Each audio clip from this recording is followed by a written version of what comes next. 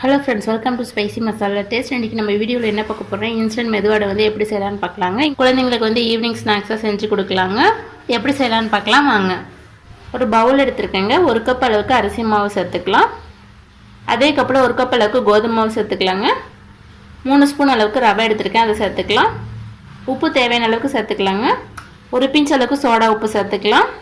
நல்லா கலந்து விட்டுக்கலாங்க. தண்ணி கொஞ்சமாக சேர்த்துக்கலாங்க.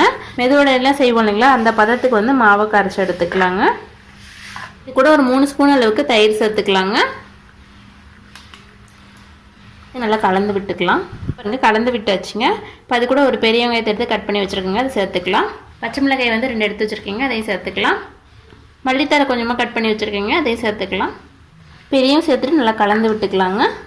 இது சீரகம் பிடிக்குன்னா சீரகம் வந்து ஒரு 1/2 ஸ்பூன் அளவுக்கு சேர்த்துக்கோங்க. ரவை சேர்த்துருக்கிறதுனால ஒரு 10 நிமிஷம் வந்து ஊறட்டுங்க.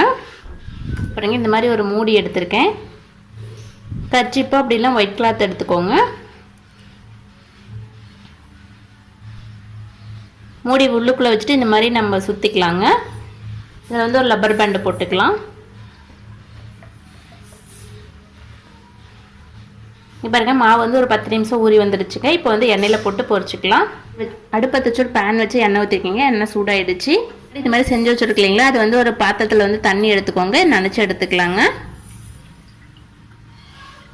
இங்கே பாருங்கள், இப்போ இது மேலே இந்த மாதிரி வச்சுக்கலாங்க. இந்த மாதிரி ஓட்டை போட்டுக்கலாம். எண்ணெயில் சேர்த்துக்கலாங்க.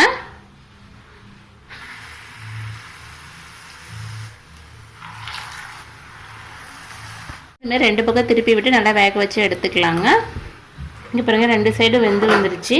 இப்போ வெந்துருச்சு, எடுத்துடலாம். இதே மாதிரி மீதி இருக்கிறதையும் போட்டு எடுத்துக்கலாங்க.